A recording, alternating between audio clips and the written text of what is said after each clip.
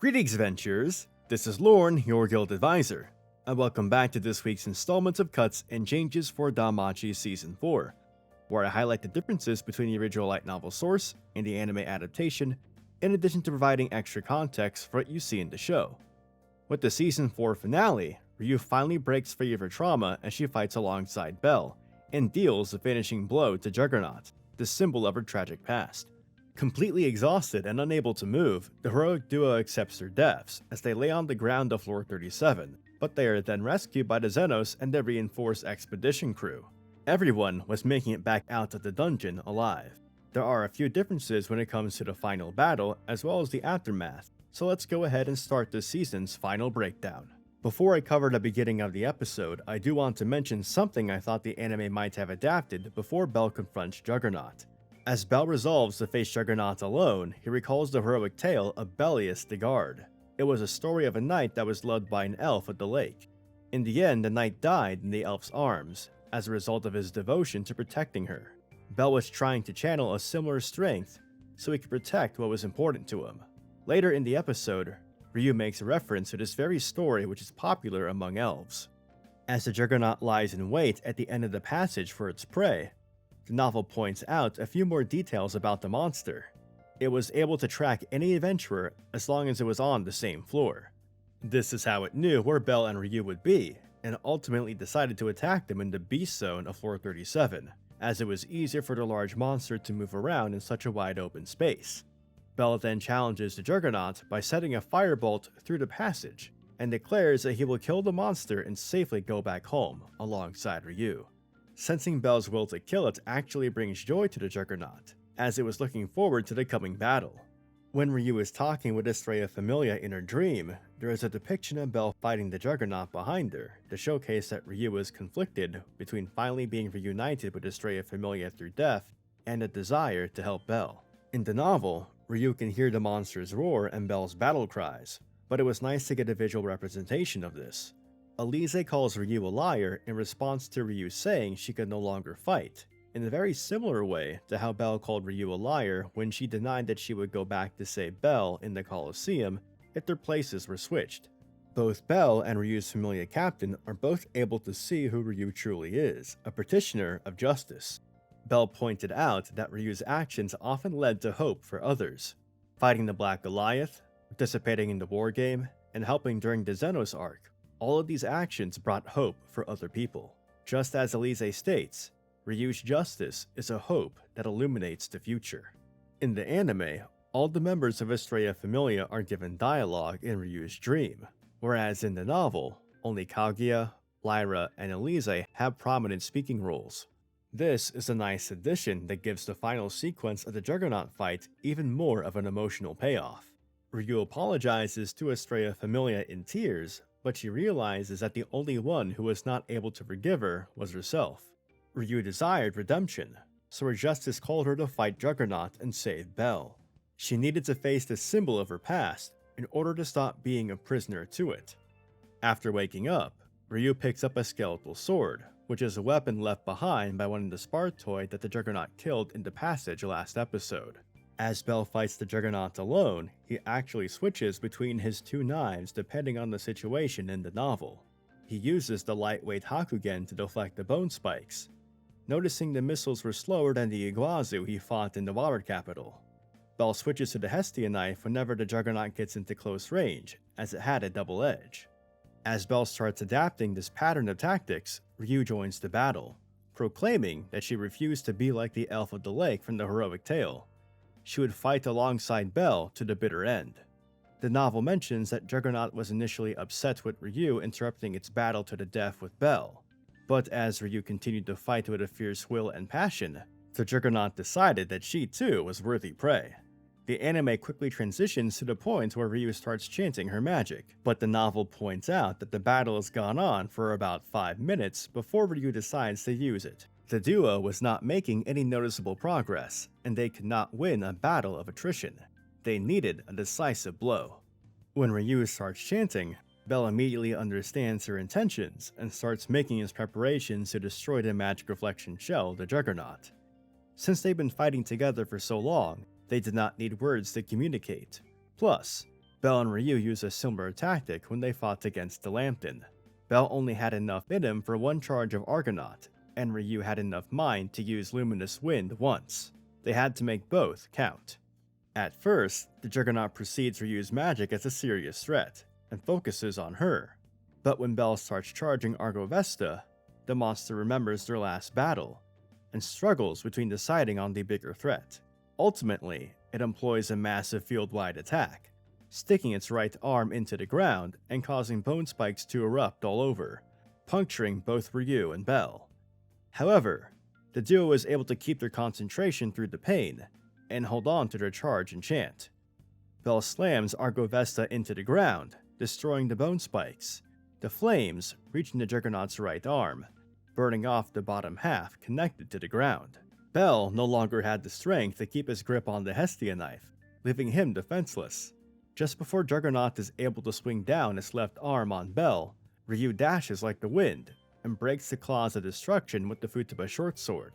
Bell makes his way to the Juggernaut's body, and sticks his hand underneath the monster's shell, shooting firebolts from the inside to shatter it, much like Elise did with the Juggernaut years ago. The final sequence of the battle involving Luminous Wind is a bit different between the novel and anime.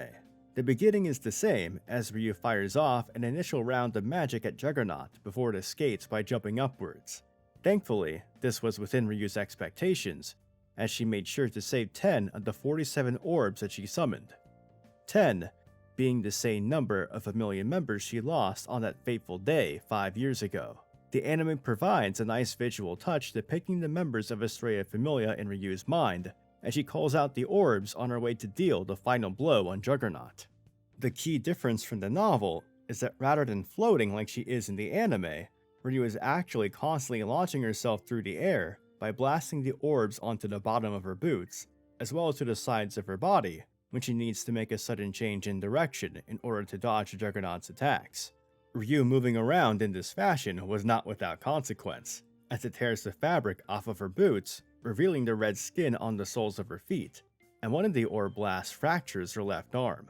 Both versions of the fight end in the same way, as Ryu uses the Kaguya orb to blast off the remaining half of Juggernaut's right arm, the Lyra orb to launch herself at the monster below her, and the Elise orb to deal the final blow to Juggernaut, shattering the symbol of her tragic past into pieces.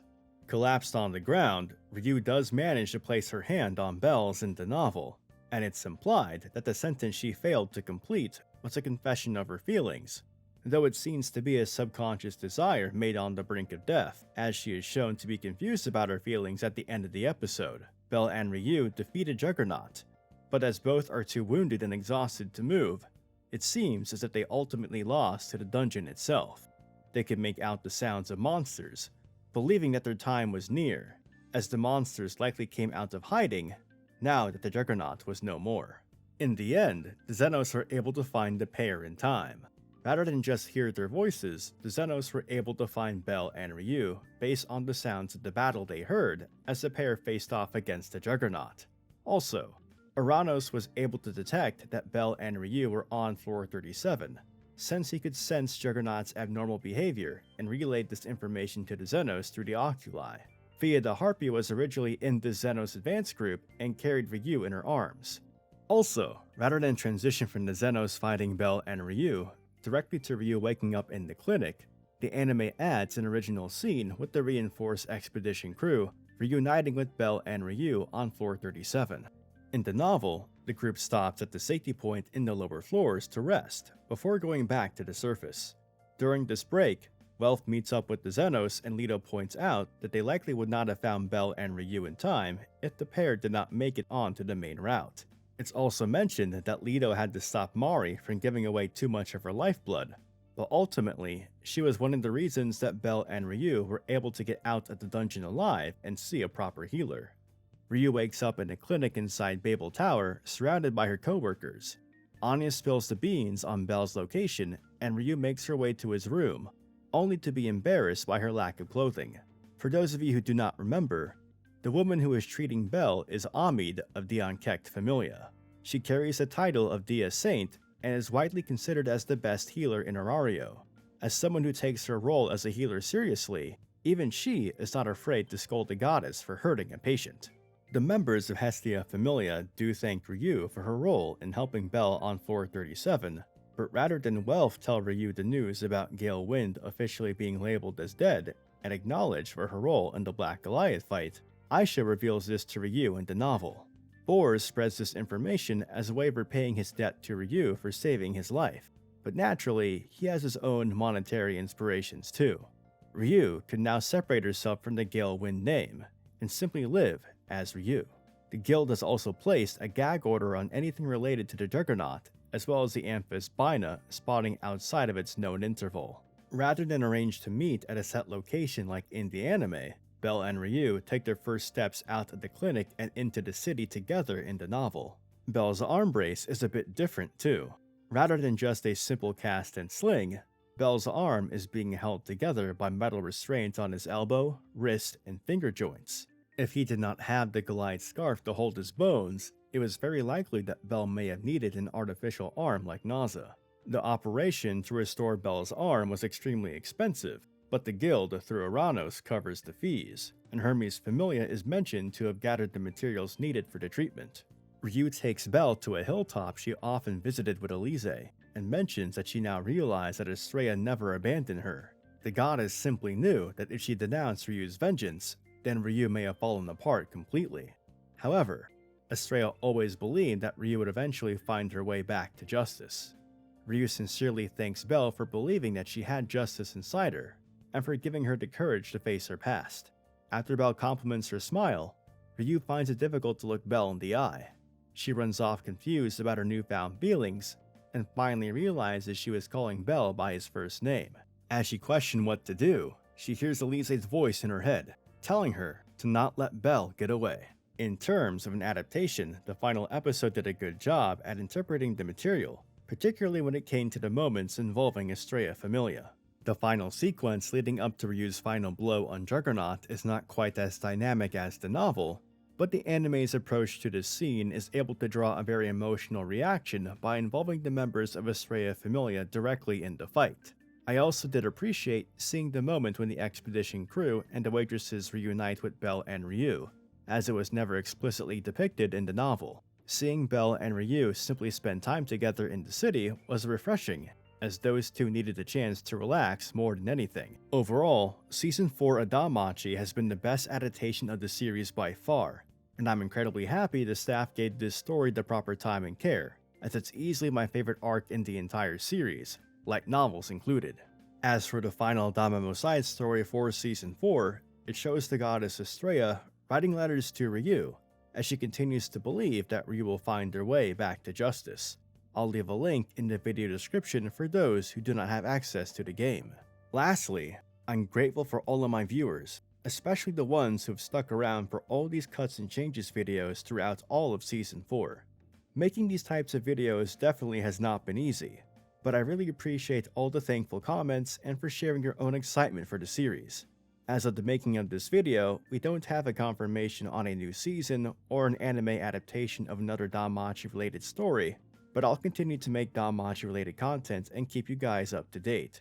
I still have a review and impressions video to make for episodes 21 and 22, but again, I want to thank you all for taking this journey through Season 4 with me. As always, if you enjoyed the video and want to see more DanMachi content, please give this video a like and subscribe to the channel. Remember to follow me on my socials, and this is Lorne, your guild advisor, signing out.